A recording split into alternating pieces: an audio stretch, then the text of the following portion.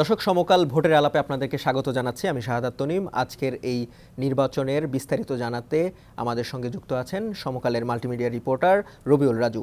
রাজুর কাছ থেকে বিস্তারিত জানবো। রবিউল রাজু, সমকাল স্টুডিওতে আপনাকে স্বাগত জানাচ্ছি। ধন্যবাদ আপনাকে। ত্রয়োদশ জাতীয় সংসদ নির্বাচন ইতিমধ্যে শেষ হয়ে গেছে, ভোট গণনা চলছে। আজকে সারা দিন ধরে একটি গুরুত্বপূর্ণ আসনে আপনি সংবাদ সংগ্রহের কাজ করেছেন, ঢাকা 15। সার্বিক বিস্তারিত জানান। আপনি যেমনটি বলছিলেন আর কি, যে আসলে ঢাকা 15 আসনটি বেশ গুরুত্বপূর্ণ, যেহেতু এই আসনটিতে নির্বাচন করছেন জামাত ইসলামের আমির ডাক্তার শফিকুর রহমান, এবং তিনি সকাল 8টায় মণিপুর স্কুল অ্যান্ড কলেজ যে কেন্দ্রটি, সেখানে তিনি ভোট দিয়েছেন। এবং তার এই আগমন ঘিরে আমরা দেখেছিলাম যে স্থানীয় যারা তার সমর্থকরা ছিলেন তারা বেশ উদ্গ্রীব হয়েছিলেন। সেই সঙ্গে তার যিনি প্রতিদ্বন্দ্বী প্রার্থী বিএনপি থেকে নির্বাচন করছেন, তিনিও কিন্তু শফিকুল ইসলাম খান।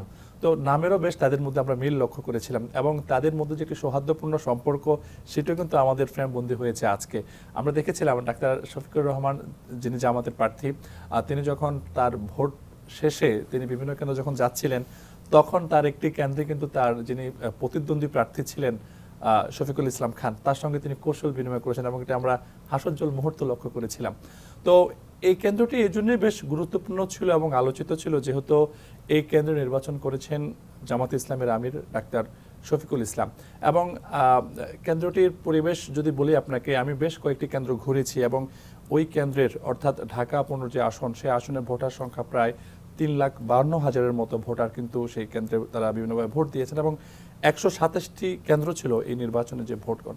তো আমরা বেশ কয়েকটি কেন্দ্র, বিশেষ করে উল্লেখযোগ্য যে কেন্দ্রগুলো ছিল এবং নির্বাচন কমিশন থেকে যে অধিক গুরুত্বপূর্ণ কেন্দ্রগুলো বলা হয়েছে, আমরা সে সকল কেন্দ্রগুলোতেও গিয়েছি।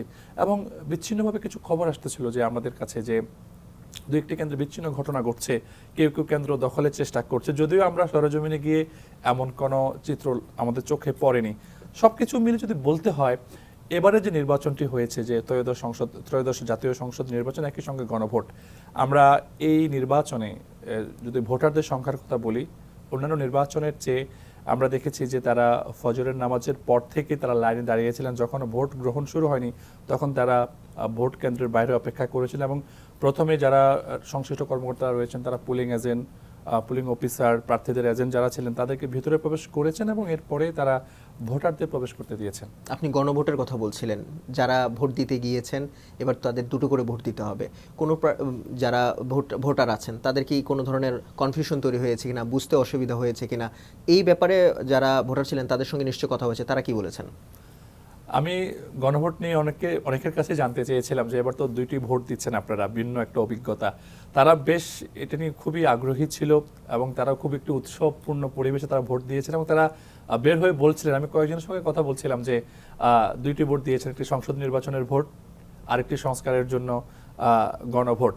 তো তখন তারা বলেছিলেন যে আমরা বুঝে শুনে 2টি জায়গায় ভোট দিয়েছি, এবং আমরা বেশ আনন্দিত, আমাদের কাছে আজ একটা ঈদ মানে উৎসব মনে হচ্ছিল। তারা এমনটা অনেক ভোটারে বলেছিলেন। তবে আমি যে বিষয়ে লক্ষ্য করেছি, ঢাকা 15 আসনের যে সকল কেন্দ্র আমার যাওয়ার সুযোগ হয়েছে, সেই সকল কেন্দ্রগুলোতে তরুণ ভোটারদের সংখ্যাটা বেশ চোখে পড়ার মতো ছিল। সেই সঙ্গে যারা প্রবীণ ভোটার, আমি দেখেছিলাম যে হাঁটতে পারছে না একজন বৃদ্ধ মহিলাকে, তার বয়স সম্ভবত 102 হতে পারে, তাকে কোলে করে নিয়ে আসছেন একটা কেন্দ্রে, আমি যে কেন্দ্রটিতে ছিলাম। তো সবকিছু মিলে যদি বলতে হয়, তরুণ এবং যারা নবীন এবং প্রবীণ যারা ছিলেন এই ভোট উৎসবে, তারা কিন্তু অনেকটা শরিক হয়েছেন। আইন শৃঙ্খলা বাহিনীর তৎপরতা কেমন দেখলেন যেই কেন্দ্রগুলোতে আপনি গিয়েছেন? এটিও বেশ গুরুত্বপূর্ণ একটি প্রশ্ন। আসলে অন্যান্য নির্বাচনগুলোতে আমরা দেখতে পেতাম যে আইন শৃঙ্খলা বাহিনী যারা ছিলেন, তারা তাদের নিষ্ক্রিয় অবস্থান বা একটা পক্ষের দিকে হেলে পড়ার যে প্রবণতা, সেটি কিন্তু এবারের নির্বাচনে একেবারে আমরা দেখতে পাইনি। সে সঙ্গে সেনাবাহিনী কিন্তু বিশেষ টহল ছিল, কিছুক্ষণ পরপরই তাদের যে টহল সেটা অব্যাহত ছিল। সে সঙ্গে স্ট্রাইকিং ফোর্স ছিল, বিজিবি ছিল, মোবাইল টিম ছিল, ম্যাজিস্ট্রেট ছিল। অর্থাৎ আইন শৃঙ্খলা এবং নির্বাচন কমিশন থেকে যে ধরনের ব্যবস্থা নেওয়ার, তারা বেশ শক্তভাবে নিয়েছে, সেটি এবং দেশ দেখেছে, গণমাধ্যম কর্মীরাও দেখেছে। অর্থাৎ একটি বিচ্ছিন্ন ঘটনা ঘটার পূর্বেই সেখানে কিন্তু আমরা দেখেছি আইন শৃঙ্খলা বাহিনীর সদস্যরা উপস্থিত ছিল। সে সঙ্গে আপনি জানেন যে এবারে কিন্তু বডি ক্যামেরাটি ছিল, এটি কিন্তু এবার নির্বাচনে একবারই প্রথম ব্যবহার করা হয়েছে, এবং বেশ কিছু কেন্দ্র সিসি ক্যামেরাও আমরা লক্ষ্য করেছিলাম, যে তারা যাতে নির্বিঘ্নে ভোটাররা ভোট দিতে আসতে পারেন সেদিক বিবেচনা করে কিন্তু সিসি ক্যামেরা, পুলিশের বডি অন ক্যামেরা সবই কিন্তু প্রস্তুত ছিল এবং তৈরি ছিল। এই আসনটিতে ঢাকা 15-র যেই দুইজন প্রার্থী রয়েছেন তাদের ফলাফল কতটা প্রতিদ্বন্দ্বিতামূলক হবে বলে মনে করছেন? খুব হাড্ডাহাড্ডি হবে, যেহেতু সকাল থেকে দুই দলের এবং দুই প্রার্থীর সমর্থকদের মধ্যে আমরা ব্যাপক উৎসাহ দেখেছি।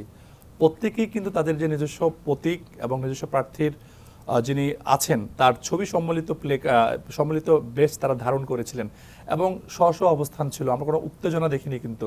তো সবকিছু মিলিয়ে আসলে আমাদের কাছে এখন যে খবর রয়েছে ঢাকা 15 আসনের, যদি আমরা বলি এখন পর্যন্ত যে ফলাফল, সে ফলাফলে আমরা যে খবর পাচ্ছি সেটি হচ্ছে জামাতের আমির যিনি ডাক্তার শফিকুর রহমান, তিনি এগিয়ে আছেন। যদিও শেষ পর্যন্ত তিনি কতটা ভোটে এগিয়ে থাকেন সেটি হয়তো বা চূড়ান্ত যে ফলাফল, সেই ফলাফলের মাধ্যমে আমরা জানতে পারবো।